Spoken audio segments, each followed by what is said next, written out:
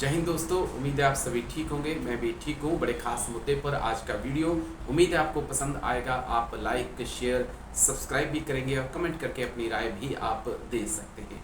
क्या होता है जब दो दोस्त, बहुत अच्छे दोस्त, दुश्मन बन जाते हैं? उसके बाद दोनों की बातचीत बंद हो जाती है और फिर दोनों लंबे समय बाद 2 से 3 साल बाद मिलते हैं और आमने सामने मिलते हैं। किस प्रकार का माहौल होता है? ये कोई आपने हॉलीवुड मूवीज़ ऐसी देखी होंगी, बॉलीवुड की मूवीज़ भी ऐसी देखी होंगी, लेकिन ये मूवीज़ से थोड़ा हटकर एक कहानी है। ये एक रियलिटी है, कहानी नहीं, एक रियलिटी है, एक सच्चाई है। और ये सच्चाई देश के प्रधानमंत्री नरेंद्र मोदी और चीन के राष्ट्रपति शी जिनपिंग की है। दरअसल दोनों की दोस्ती और केमिस्ट्री बहुत अच्छी थी 2020 से पहले, लेकिन जो कुछ चीन ने गलवान में किया, लद्दाख में किया, उसके बाद ये दोस्ती दुश्मनी में बदल गई। लेकिन अब 2 साल बाद ऐसा मौका आ रहा है कि दोनों नेता जो हैं एससीओ में आमने सामने होंगे और इस बात के कयास लगाए जा रहे हैं कि ये दोनों के बीच में मीटिंग हो सकती है। और इस मीटिंग को कराने के लिए जो है चीन की तरफ से गोगरा पोस्ट हॉट स्प्रिंग से अपने सैनिकों को पीछे बुलाया गया है ताकि एक सकारात्मक माहौल बनाया जा सके। लेकिन क्या पीएम मोदी जिनपिंग से मिलेंगे, ये दिखने वाली बात है। और अगर मिलेंगे तो मुलाकात का एजेंडा क्या कुछ रहेगा? दरअसल एक चीज और भी है। चीन ने जो कुछ गलवान में किया उसको बहुत ज़्यादा नुकसान हुआ है। लेकिन इन 2 सालों में हमने एक चीज़ और देखी कि प्रधानमंत्री मोदी ने कभी अपने दोस्त चीन के शी जिनपिंग के देश का नाम नहीं लिया। यानी प्रधानमंत्री मोदी ने कभी भी चीन को जिम्मेदार नहीं बताया गलवान के इंसिडेंट के लिए। तो क्या प्रधानमंत्री मोदी एक रास्ता ऐसा रखना चाहते थे कि आखिरकार जब कभी मुलाकात हो तो नज़रें ना झुकानी पड़े और खुले दिल से मुलाकात की जा सके?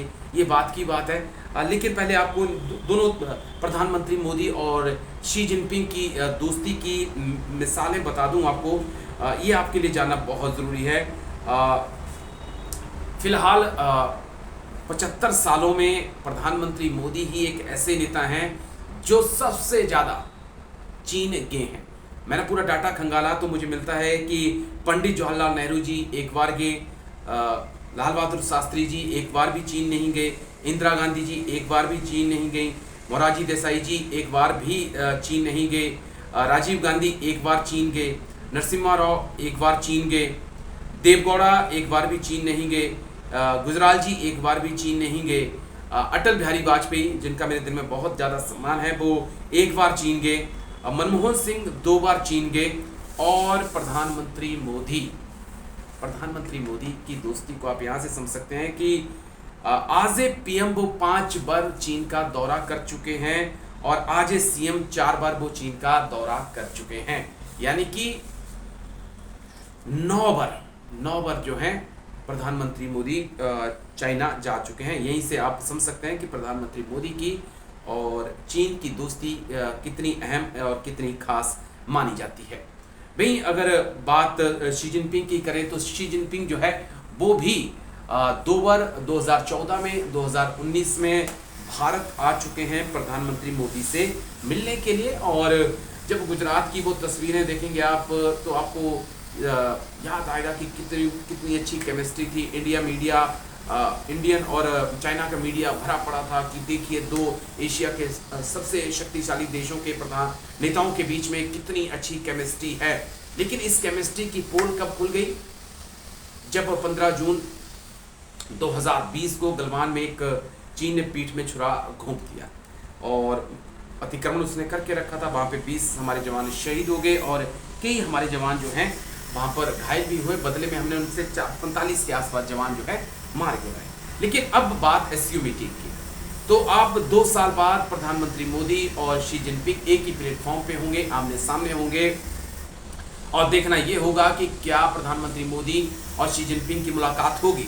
और अगर ये मुलाकात होती है तो क्या वो पुरानी दोस्ती वाली केमिस्ट्री 20 जवानों को खोने के बाद दिखेगी ये बड़ा सवाल है। इस पे बिल्कुल नज़र बनी रहेगी मेरी भी और इंटरनेशनल मीडिया की भी, ये चीज़ हम देखना चाहेंगे। फिलहाल अभी तक कोई प्रधानमंत्री मोदी और शी जिनपिंग की मुलाकात का कोई ऑफिशियल स्टेटमेंट नहीं आया है कि दोनों नेता मिलेंगे। इतना जरूर है कि व्लादिमीर पुतिन और पीएम मोदी की और साथ में ही उज्बेकिस्तान के जो राष्ट्रपति हैं उनके साथ मुलाकात तय है, यानी कि प्रधानमंत्री की 1-to-1 2 मुलाकातें होनी तय हैं, जिसमें व्लादिमीर पुतिन से पीएम मोदी मिल सकते हैं और साथ ही उज्बेकिस्तान के जो राष्ट्रपति हैं उनसे प्रधानमंत्री मोदी मिल सकते हैं। इसके अलावा जो हैं अभी तक ना तो शी जिनपिंग से मिलने का प्रधानमंत्री मोदी का कोई कार्यक्रम है और ना ही पाकिस्तान के पीएम शहबाज शरीफ का से मिलने की कोई संभावनाएं बनी हुई हैं। लेकिन एक चीज़ और है जिनसे प्रधानमंत्री मोदी मिल सकते हैं, जो जानकारी निकल के सामने आ रही है, ईरान के राष्ट्रपति इब्राहिम रईसी से भी प्रधानमंत्री मोदी की मुलाकात हो सकती है। ये 3 मुलाकातें लगभग तय हैं। एक रूस के राष्ट्रपति व्लादिमीर पुतिन से, जिससे क्योंकि युद्ध चल रहा है यूक्रेन के साथ और बड़ा झटका सेटबैक कह सकते हैं रूस को लगा है, तो उस पर बातचीत हो सकती है, फूड क्राइसिस पे बातचीत हो सकती है, क्रूड ऑयल पे बातचीत हो सकती है। तो व्लादिमीर पुतिन से मिलना लगभग तय है। उज्बेकिस्तान में क्योंकि मीटिंग हो रही है, उनके राष्ट्रपति से भी प्रधानमंत्री मोदी का मिलना तय है। ईरान के राष्ट्रपति इब्राहिम रईसी से भी प्रधानमंत्री मोदी का लगभग मिलना तय है। लेकिन जिनपिंग से मिलेंगे नहीं मिलेंगे इसके बारे में अभी तक कोई कंफर्मेशन नहीं है। लेकिन जैसा कि हम प्रधानमंत्री मोदी को जानते हैं, वो अपने सरप्राइज के लिए जाने जाते हैं, तो हो सकता है कि वहां पर वो मिलकर एक नया सरप्राइज देशवासियों को और चीन को दे दें जिनपिंग से मुलाकात करके। वहीं पाकिस्तान कोशिश कर रहा था कि उनके शहबाज शरीफ जो उनके प्रधानमंत्री हैं उनकी मुलाकात पीएम मोदी से हो जाए, तो फिलहाल ऐसा होता मुश्किल नज़र आ रहा है। लेकिन अब देखना यही होगा कि अगर शी जिनपिंग और प्रधानमंत्री मोदी की मुलाकात होती है तो क्या वो पुरानी केमिस्ट्री दिखती है, क्या एलएसी, क्या तनाव दोनों पक्षों में दिखाई पड़ता है, और क्या अगर मुलाकात होती है तो प्रधानमंत्री मोदी एलएसी का मुद्दा उठाते हैं और एलएसी का वास्तविक निर्धारण करने की बात करते हैं कि जहाँ जहाँ अगर कहीं असमंजस हैं, परसेप्शंस हैं, तो उनको क्लियर कर लिया जाए। और क्या वाकई में प्रधानमंत्री डेमसांग और डेमचौक की बात उठाएंगे चीन के सामने, तो ये आने वाला वक्त बताएगा। लेकिन फिलहाल 15 और 16 तारीख को, यानी कि कल और परसों प्रधानमंत्री मोदी चीन में होंगे और उन पे नज़रें दुनिया भर की बनी रहेंगी, हमारी तो बनी रहेंगी, अमेरिका की धड़कनें भी तेज होंगी, क्योंकि यूरेशिया और एशिया के 3 शक्तिशाली देश एक साथ एक मंच पे होंगे। ईरान भी वहाँ से आएगा तो ये ताकत और ज़्यादा बढ़ जाएगी। तो ये देखने वाली बात होगी। लेकिन अगर वीडियो आपको काम का लगा तो आप ज़रूर लाइक करिएगा, शेयर करिएगा, हमारे चैनल जय हिंद को सब्सक्राइब भी करिएगा। आपका छोटा सा योगदान मुझे बहुत हिम्मत देता है। जय हिंद।